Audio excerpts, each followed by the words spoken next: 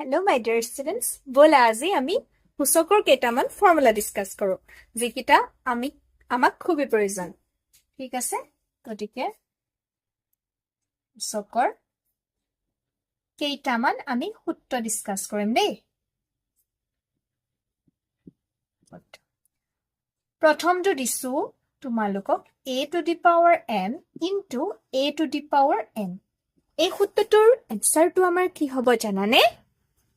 A মানে এই তলৰ যেটো ভূমি হেতু A আহিব আৰু ওপৰৰ যিকিটা পাৱাৰ থাকিব হেকিটা আমাৰ কি হৈ যাব জানানে প্লাস হৈ যাব গতিকে তোমালোকে মনত ৰাখিবা যেতিয়া তোমালোকৰ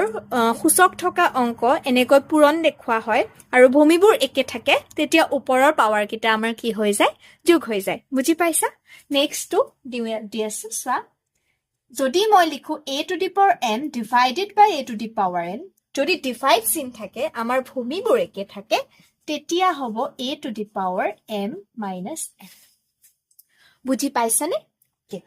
নেক্সট আমি যদি লিখো a to the power m আৰু ব্ৰেকেট দি পেলাই ওপৰত পাৱাৰ n লিখো মানে to the power n লিখো তেতিয়া কি হ'ব জানানে এই দুইটা পাৱাৰ আমাৰ পূৰণ হৈ যাব বুজিলা ওকে নাও একদম লাষ্ট ফৰ্মুলাটো মই লিখি আছো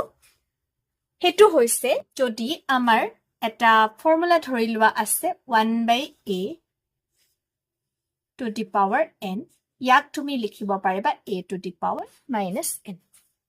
গতিকে এই ফৰ্মুলা কিটা তোমালোকে মনত ৰাখিবা আৰু আমি নেক্সট ক্লাছত বেলেগ ধৰণৰ অংক লৈ আহিম এই সূচকৰ ওপৰত আজিলৈ ক্লাছটো ইমানেই ধন্যবাদ